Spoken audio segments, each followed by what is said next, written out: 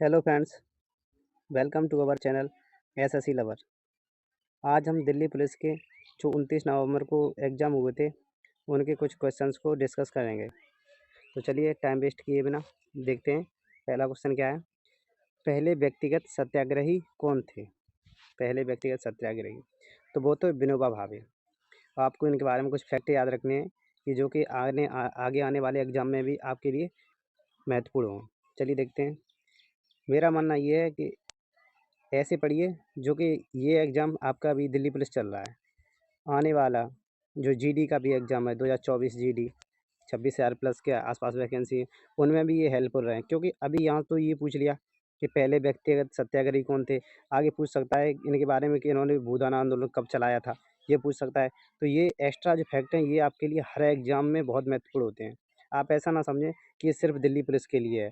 ये दिल्ली पुलिस है, जीडी है, सीएचएसएल, सीजीएल, एमटीएस, ये सभी में आपके लिए उतने ही महत्वपूर्ण होंगे जितने कि हर एग्ज़ाम में होते हैं। चलिए आप देखते हैं यहाँ पर इनके कुछ एक्स्ट्रा फैक्ट हैं। इनका पूरा नाम विनायक नरहरि भावे था। इनका जो पूरा नाम है विनायक नरहरि भावे। इनको विनोबा भावे, विनोबा जो शब्द है वो महात्मा गांधी ने दिया था। अब ऐसा होता है, ये जो इस इनके विनोबा के पीछे जो बा लगा है, ये एक्चुअली एक ट्रेडिशन है। जो ये महाराष्ट्र साइड साइड में उधर एक ट्रेडिशन है बा लगाने की। बा हर शब्द के पीछे बा लगाने की, क्योंकि ये महाराष्ट्र से थे तो वहाँ पर बा लगा देते हैं, तो इसलिए बिनो के पीछे विनोबा लगा दिया गया है। तो इन्हें सबसे पहले महात्मा गांधी ने इन्हें ये उपाधि दी विनोबा, तभी से इनका नाम विनोबा भावे रख दिया गया। ठीक। नेक्स्ट है इनका कि विनोबा भावे ने 1951 में भूदान आंदोलन चलाया। ये बहुत इंपॉर्टेंट है, कई बार पूछता है कि भूदान आंदोलन किसने चलाया, तो विनोबा भावे जी ने चलाया। कब चलाया? 1951 में। देखिए वीडियो थोड़ा लंबा हो सकता है, इसलिए जल्दी जल्दी क्वेश्चन करने की कोशिश करेंगे। पहला व्यक्तिगत सत्याग्रही, ये बहुत ही इंपॉर्टेंट है। आपने सिर्फ इतना पढ़ा होगा कि व्यक्तिगत सत्याग्रही कौन थे, तो वो विनोबा भावे जी थे, लेकिन ये डेट भी आपको ध्यान रखनी है। 17 अक्टूबर 1940, ये बहुत इंपॉर्टेंट डेट है। चलिए नेक्स्ट चलते हैं। भूपर्पटी या जिसे क्रस्ट कहते हैं, इंग्लिश में क्रस्ट कहते हैं, और मेंटल के बीच की सीमा को क्या कहते हैं? जो ये मान लीजिए हमारी पहली परत है, फिर मेंटल आएगा, फिर क्रॉड आएगा। तो ये इनके जो बीच में होती है, इन दोनों के बीच में, इसे क्या कहते हैं? इसे मोहो कहते हैं। ध्यान रखना, इसे मोहो कहते हैं। ठीक। चलिए नेक्स्ट देखते हैं, इसकी इसकी कुछ फैक्ट देखते हैं। वैसे मैं एक्स्ट्रा फैक्ट ही बताऊंगा, लेकिन वीडियो ज़्यादा लंबी हो जाएगी, इसलिए मैं थोड़ा जल्दी करूँगा। भूपर्वती को स्याल नाम से जाना जाता है। अब इसे स्याल क्यों कहते हैं? एक क्विक रिवीजन देखिए कि SI सिलिका का SI और एल्यूमिनियम का AL, इसीलिए इसे स्याल कहते हैं। ठीक, सॉरी, इसीलिए इसे स्याल कहते हैं। सिलिका का SI, एल्यूमिनियम का AL, क्योंकि इसमें सिलिका और एल्यूमिनियम तत्व बहुत अधिक मात्रा में पाए जाते हैं, इसलिए इसे स्याल भी कहते हैं। सिलिका तथा एल्यूमिनियम से बनी होती है। ठीक है। भूपर्वती पर ऑक्सीजन की सर्वाधिक मात्रा होती है, ये भी आपको ध्यान रखना है। नेक्स्ट है, पृथ्वी की दूसरी परत मेंटल होती है, जिसे सीमा नाम से भी जाना जाता है। सीमा का मतलब है यहाँ पर कि इसमें सिलिका और मैग्नीशियम, ये तत्व अधिक मात्रा में पाए जाते हैं, इसलिए इसे सीमा भी बोल देते हैं। नेक्स्ट है, पृथ्वी की तीसरी तथा अंतिम परत को क्रोड कहते हैं। इसे निफे निफे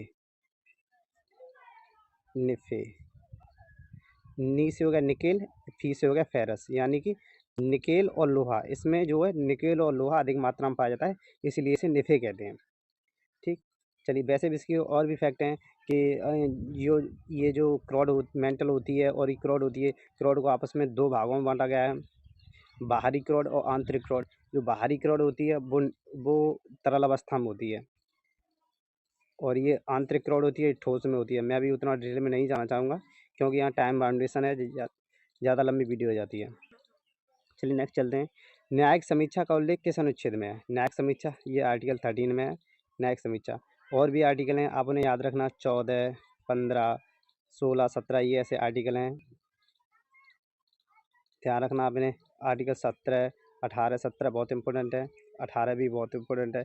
छुआछूत का अंत है, इसमें उपाधियों का अंत है, आप ध्यान रखना। उपाधियों में एक अध्यापक और एक जो हमारे कोर्स मास्टर सैनिक सैनिक होते हैं, उनकी उपाधि। सॉरी सॉरी, चलिए नेक्स्ट चलते हैं। नेक्स्ट क्वेश्चन क्या है पीवी सिंधु ने ओलंपिक में पहला रजत पदक कब जीता? रजत पदक का मतलब है सिल्वर। इन्होंने सिल्वर कब जीता था? पहला पूछ रहा है। तो वो इन्होंने 2016 के रियो डी जेनेरियो में हुए थे। वहाँ पर इन्होंने पहला सिल्वर मेडल जीता था। इन्होंने टोटल 2 सिल्वर मेडल जीते हैं। एक 2020 में भी जीता था टोक्यो ओलंपिक में। तो आपसे पूछता है कि पीवी इन्हें देखिए ये इम्पोर्टेंट है, इन्हें बैडमिंटन क्वीन भी कहते हैं। कि आपको पूछे बैडमिंटन से संबंधित है। अब आप पूछो बैडमिंटन क्या होता है? तो बैडमिंटन जो रैकेट और शटल कॉक से खेला जाता है, जिसे आप चिड़िया बल्ला कह देते हैं अपने यहाँ, तो उसे बैडमिंटन कहते हैं। ठीक, चलिए नेक्स्ट देखते हैं। इन्होंने 2020 में दूसरा रजत पदक जीता। नेक्स्ट फैक्ट है, ओलंपिक में पहला स्वर्ण पदक ये बहुत इंपॉर्टेंट है। पहला स्वर्ण पदक ओलंपिक में वो व्यक्तिगत का मतलब है सिर्फ एक ही पर्सन ने, पूरी टीम ने नहीं, इंडिविजुअल। जैसे एक तो होती पूरी टीम और ये एक अकेला खिलाड़ी, तो ये अकेले खिलाड़ी थे। ये शूटिंग, इनका संबंध शूटिंग से है। आपको ध्यान रखना है, इनका संबंध शूटिंग से। 10 मीटर एयर राइफल में जीता था। 10 मीटर एयर राइफल में इन्होंने गोल्ड जीता था पहला। कहाँ पर? 2008 बीजिंग। बीजिंग कहाँ पर है? चाइना में। तो आपको ये याद रखना है कि पहला ओलंपिक में स्वर्ण पदक व्यक्तिगत रूप से अभिनव बिंद्रा जी ने 2008 में जीता, और वो भी किस में? 10 मीटर एयर राइफल में, यानी कि शूटिंग में। और नेक्स्ट है, अब दूसरा ओलंपिक जो व्यक्तिगत जीता गया था वो 2020 में नीरज चोपड़ा जी ने। 2020 नीरज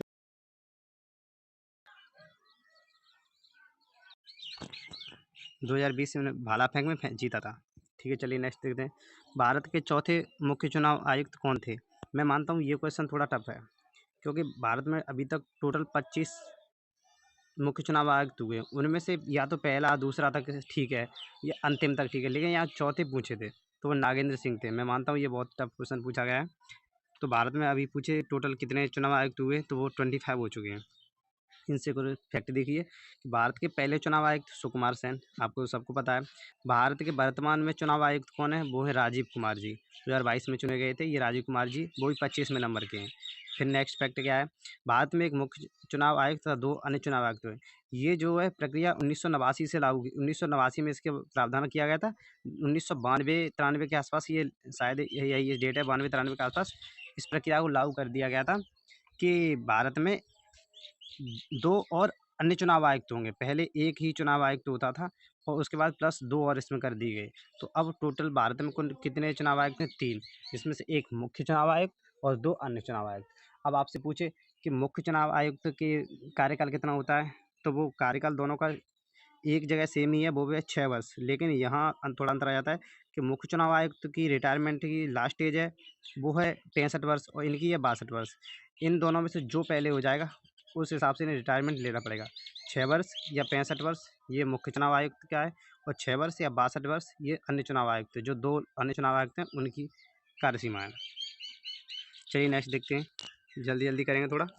लोधी वंश के काल को क्या कहते हैं? मेनली ये क्वेश्चन है कि लोधी वंश में जो स्थापत्य वास्तुकला थी वो उसमें सबसे ज़्यादा क्या बनाया गया था?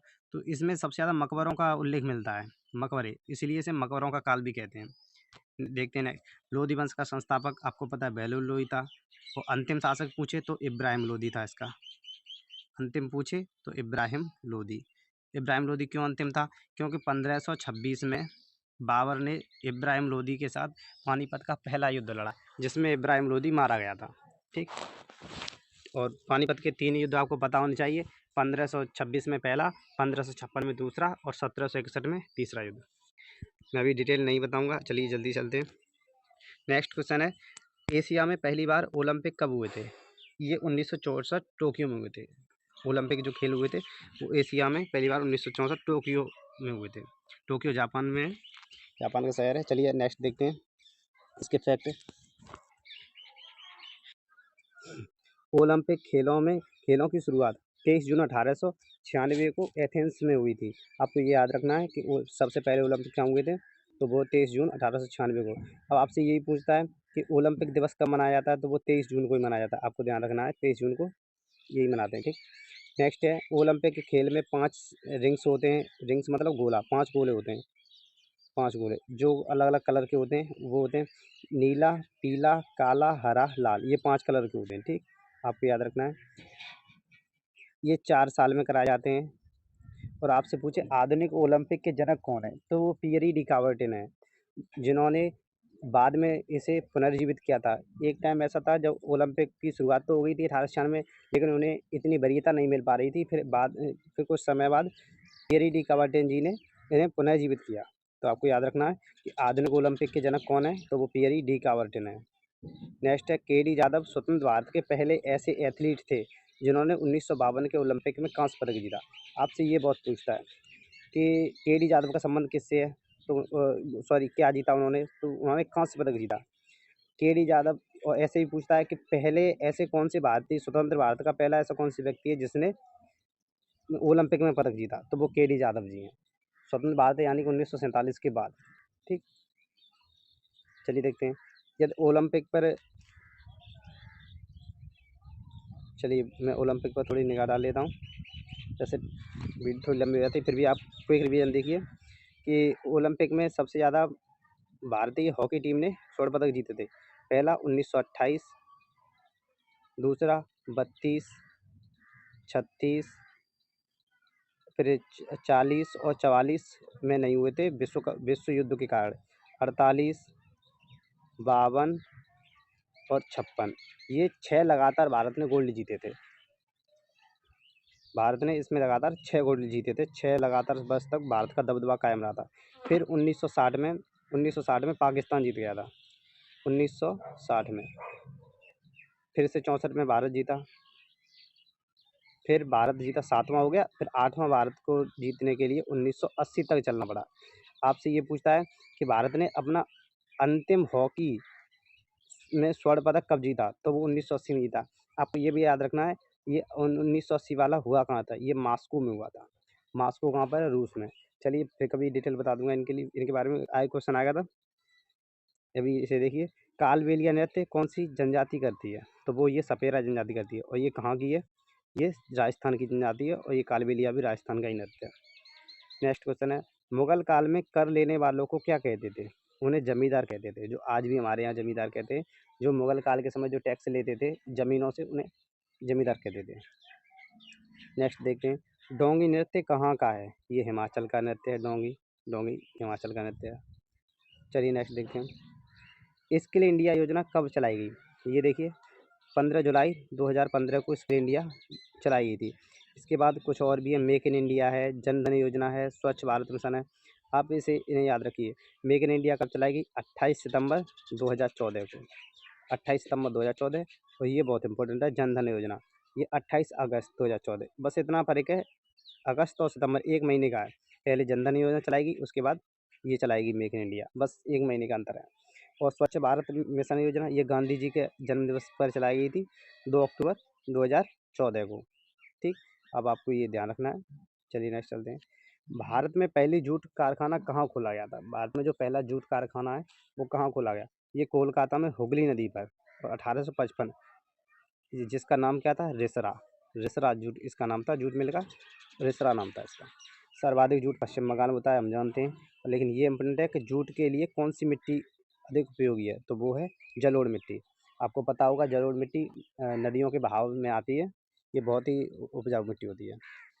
नेक्स्ट देखिए, सुप्रीम कोर्ट की रिट किस अनुच्छेद में है, जो सुप्रीम कोर्ट है उसकी वो रिट जारी करता है, वो आपको यदि किसी के खिलाफ रिट जारी करनी है तो आप सुप्रीम कोर्ट में जाओगे, तो आपको आर्टिकल 32 के तहत जाना पड़ेगा, आर्टिकल 32। और यही है, यदि आप हाई कोर्ट के तहत जाओगे तो आपको वो 226 के तहत जाना पड़ेगा। तो आपसे पूछे हाई कोर्ट की रिट का अनुच्छेद 226 में वर्णन है, और सुप्रीम कोर्ट का 32 में। रिट 6 प्रकार, सॉरी 5 प्रकार, ये गलत लिख गया है, यहाँ करेक्ट कर लीजिए। रिट 5 प्रकार की होती है।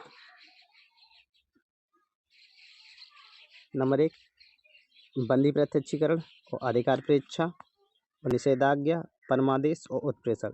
अब आप इसका स्क्रीनशॉट ले लीजिए, टाइम थोड़ा कम है मेरे पास, सवाल ज़्यादा है, इसलिए आप इसका स्क्रीनशॉट ले लीजिए। चलिए नेक्स्ट चलते हैं, प्लाज्मोडियम की खोज किसने की थी, तो ये देखिए चार्ल्स लेब्रे ने। चार्ल्स लेब्रे ने क्या किया था, प्लाज्मोडियम की खोज की थी। प्लाज्मोडियम खोज किसने की, चार्ल्स लेब्रे ने। ऐसी कौन से अनुच्छेद हैं जो आपातकाल के समय भी निलंबित नहीं होते हैं, तो वो आर्टिकल 20 और 21 हैं। अब आपसे एक चीज़ एक्स्ट्रा फैक्ट बता देता हूँ, मेरे हिसाब से इम्पोर्टेंट है कि ये 20 और 21 होते हैं, ये निलंबित नहीं होते हैं आपातकालीन समय। ये किस संविधान संशोधन के तहत किया गया था? तो ये 42 कॉन्स्टिट्यूशन अमेंडमेंट में कहा गया था, जो 1976 में हुआ था, कि ये जो 2 हमारे आर्टिकल हैं 20 और 21, ये आपात इमरजेंसी के समय भी इन्हें निलंबित नहीं किया जाएगा। ये आप ध्यान रखना किस अमेंडमेंट में कहा गया था, तो 42वें अमेंडमेंट में ये कहा गया था। अब आपसे पूछे 42वें अमेंडमेंट को मिनी कॉन्स्टिट्यूशन कहते हैं, यानी कि लघु संविधान। और भी फैक्ट है, मैं वीडियो में बताता रहूँगा, और पहले भी बताए हैं मैंने, आप उन्हें ध्यान से देखिए वीडियो को। नेक्स्ट क्वेश्चन है, यह प्रावधान 42वें संविधान संशोधन मैंने आपको बता चुका हूँ। देखिए मेरे हिसाब से आप ऐसे पढ़िए कि एक बार पढ़ें, लेकिन अच्छे से। मैं जो ये वीडियो के ये करा रहा हूँ, इनसे आपको बहुत हेल्प मिलेगी, क्योंकि मैं कोई भी एक्स्ट्रा फैक्ट होता है वो आपको पहले ही बता देता हूँ कि ये इंपॉर्टेंट है, तो उस हिसाब से मैं लेके चलता हूँ। चलिए आप आगे देखिए, कि आपको आगे भी एग्ज़ाम में ये काफ़ी हेल्प कर सके आपकी।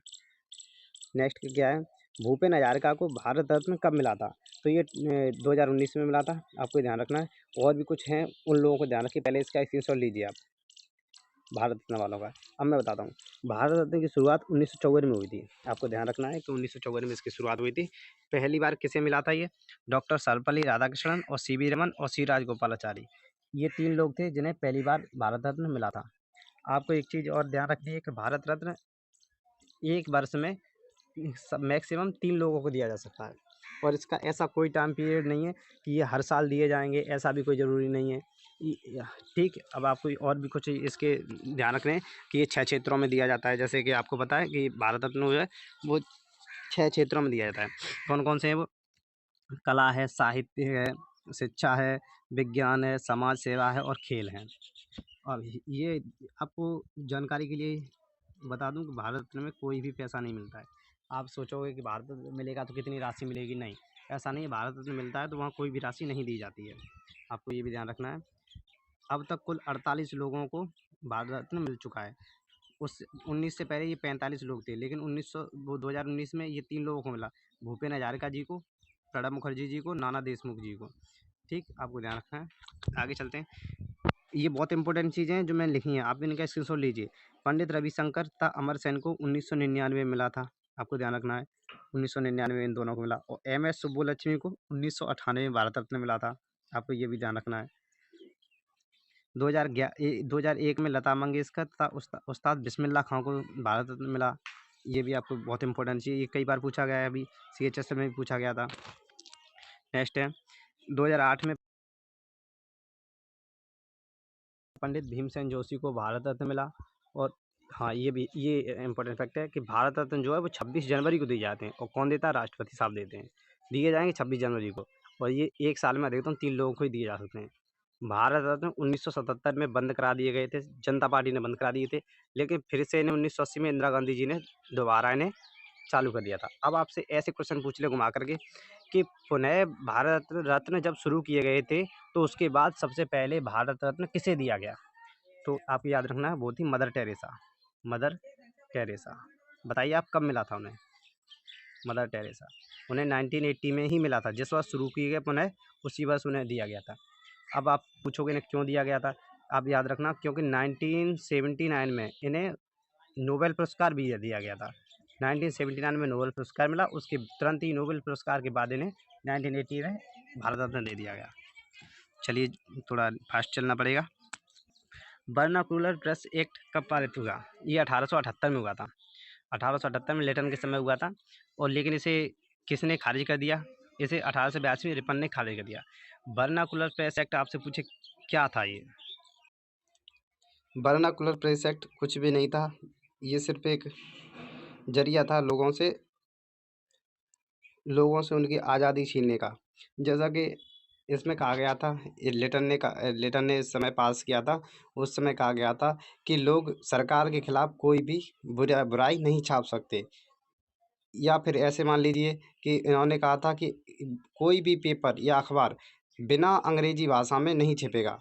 जैसे कि हिंदी हो गया, मराठी हो गया, गुजराती हो गया, किसी भी भाषा में आप नहीं छाप सकते, सिर्फ अंग्रेजी में छाप सकते हैं। तो ये था वर्नाकुलर प्रेस एक्ट, और इसमें कुछ नहीं था खास। चलिए नेक्स्ट चलते हैं। खालसा पंथ के गठन को किस त्योहार के रूप में मनाते हैं? तो ये बैसाखी के रूप में मनाते हैं। जैसा आप जानते होंगे कि 13 अप्रैल को मनाते हैं इसे।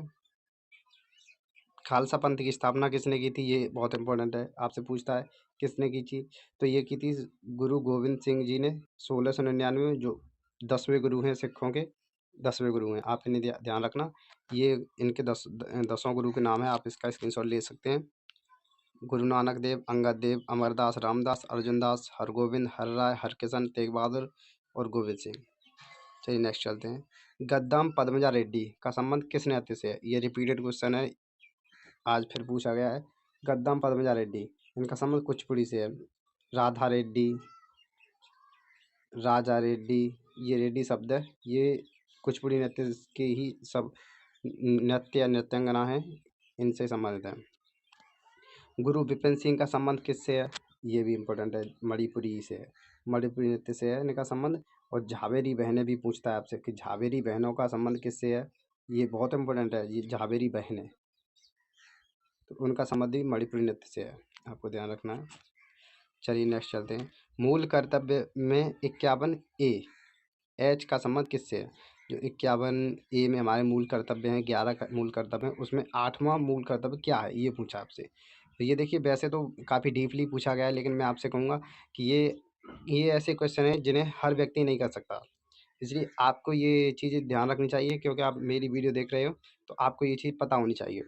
मैं आपको एक बार दिखा देता हूँ रिव्यू करके, इनका आप स्क्रीनशॉट ले सकते हो। 11 भी, ये पूरे 11 हैं, आप इसका स्क्रीनशॉट लीजिए, तब तक मैं बताता हूँ आपको।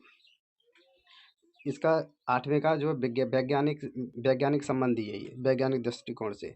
अब ये यहाँ पर पहले में क्या है, वह हर नागरिक का यह कर्तव्य है कि वह संविधान का पालन करे, उसके आदर्शों, संस्थाओं, राष्ट्रध्वज और राष्ट्रगान का आदर करे। ये पहले हमारा मूल कर्तव्य है, सबसे पहला। पूरे 11 मूल कर्तव्य में, अब आपको पता है कि वर्तमान में 11 हो गए, पहले 10 ही थे। 11वां कौन सा, 86वां संविधान संशोधन 2002 से जोड़ा गया है, वो 21A में है, अनुच्छेद 21A में। आपको फैक्ट याद रखना है, वीडियो थोड़ा लंबा हो जाएगा, इसलिए मैं थोड़ा जल्दी आपको बताऊंगा। और आपको बता दूं कि 10 जो मौलिक कर्तव्य है वो 42वें संविधान संशोधन से 1976, 42वां संविधान संशोधन 1976 में जोड़े गए थे, सरदार स्वर्ण सिंह की सम्मति पर जोड़े गए। आप इन्हें एक बार देख लीजिए, स्क्रीनशॉट ले लेना और आप इन्हें खुद से पढ़ लेना एक बार। चलिए नेक्स्ट चलते हैं। राष्ट्रमंडल खेल 2022 में भारत ने कुल कितने पदक जीते, तो भारत ने कुल 61 पदक जीते थे राष्ट्रमंडल खेल में। आपको ये याद रखना है, 22, 16, 23, 22 गोल्ड थे, 16 सिल्वर थे, 23 ब्रॉन्ज थे। आपको याद रखना है, 22, 16, 23 का आंकड़ा था। इसमें भारत का स्थान चौथा रहा था। और 2022 के राष्ट्रमंडल खेल कहाँ हुए थे, बर्मिंघम में हुए थे ये। नेक्स्ट चलते हैं। चौथी पंचवर्षीय योजना में कितनी बैंकों का राष्ट्रीयकरण हुआ था, आपसे पूछे कितनी बैंकों का राष्ट्रीयकरण हुआ था, तो वो 14 बैंकों का राष्ट्रीयकरण हुआ था, 14 बैंकों का राष्ट्रीयकरण हुआ था। अब आपको पता होना चाहिए चौथी पंचवर्षीय, अब ये मैं चलिए जल्दी से बता देता हूँ कब हुआ था, 1969 में हुआ था। चौथी पंचवर्षीय योजना का टाइम पीरियड भी 1969 से लेकर 1974 तक था,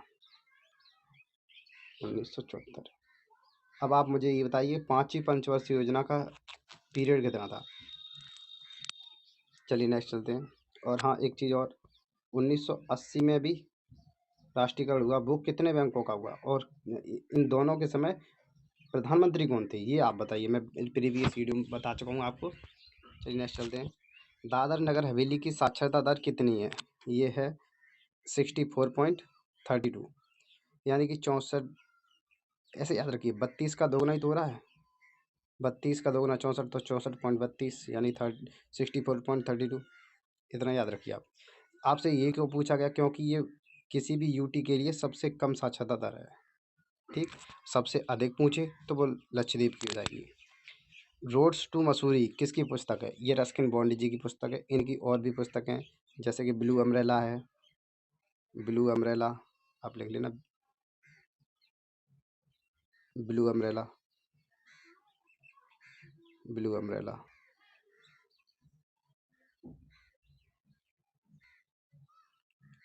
ब्लू अम्ब्रेला हो गई इनकी, और भी इनकी काफ़ी पुस्तकें, रस्किन बॉन्डी जी की road to Mussoorie, blue umbrella, और भी इनकी काफ़ी पुस्तकें हैं जो। और हाँ, एक है रूम ऑन द रूफ, ये भी इम्पोर्टेंट है, रूम ऑन द रूफ, ये आपको ध्यान रखना, रूम ऑन द रूफ, ये भी आपको ध्यान रखना है, इन्हीं की पुस्तक है। चलिए नेक्स्ट चलते हैं। ऋग्वेद में किला तोड़ने का देवता किसे कहते हैं? जो ऋग्वेद में जो किला तोड़ने का देवता है उसे किसे कहते हैं? ये इंद्र को कहा गया है। इंद्र को ऋग्वेद में किला तोड़ने का देवता कहा गया है। चलिए नेक्स्ट देखते हैं। वेमपति चिन्ना सत्यम का संबंध किस नृत्य से है? ये कुचिपुड़ी से है। वेमपति चिन्ना सत्यम का नृत्य कुचिपुड़ी से संबंधित है, ये ध्यान रखना आप। भारत ने ओलंपिक में हॉकी में स्वर्ण पदक कब जीता? वो पहला, तो ये पहला जीता था 1928। कहाँ हुए थे आपको ध्यान रखना है? एम्स्टर्डम में हुए थे। और इनका कप्तान कौन था आप बताइए मुझे? जयपाल कप्तान थे क्या? जयपाल राणा, जसपाल, ऐसे कुछ नाम है इनका, आप देख लेना। 1928 में पहला भारत ने हॉकी टीम ने गोल्ड जीता था, आपको ध्यान रखना है।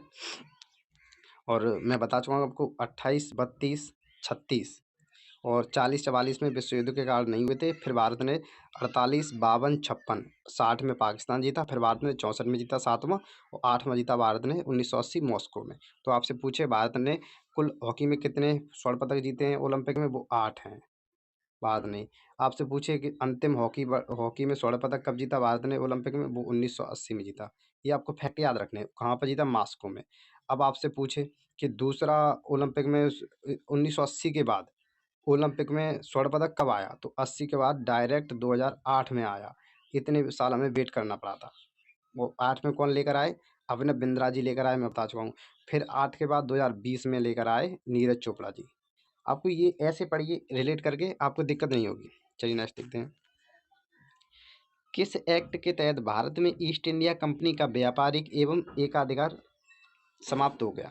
व्यापारिक एकाधिकार समाप्त हो गया, तो वो था चार्टर अधिनियम 1813 का। इसमें कंपनी के व्यापारिक एकाधिकार को समाप्त कर दिया गया था। वैसे और भी फैक्ट हैं इसके, लेकिन अभी मैं आपको वो सब नहीं बता सकता, टाइम थोड़ा कम है। देखिए, मयूर सिंहासन किसने बनवाया? क्योंकि ये यहाँ पर एनालिसिस चल रहा है, फिर भी मैं आपको बहुत डिटेल में बता देता हूँ। मयूर सिंहासन किसने बनाया? तो ये शाहजहाँ ने बनवाया था। शाहजहाँ ने, आपको याद होगा, शाहजहाँ ने बनवाया था। इसे नादिर शाह लूट कर ले गया था भारत से।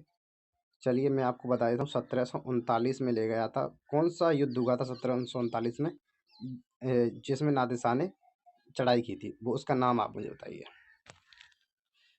दाचिंगम राष्ट्रीय उद्यान कहाँ पर है? ये जम्मू कश्मीर में है, दाचिंगम है। और एक किश्तवाड़ है, एक किश्तवाड़ भी है, किश्तवाड़ ये भी है, ठीक। आपको ध्यान रखना है, जम्मू कश्मीर में। नेक्स्ट है, रामकृष्ण मिशन की स्थापना किसने की थी? तो ये स्वामी विवेकानंद जी ने की थी, रामकृष्ण मिशन की स्थापना। आपको याद रखना है, ये शिकागो सम्मेलन में कब गए थे? 1893 में गए थे क्या?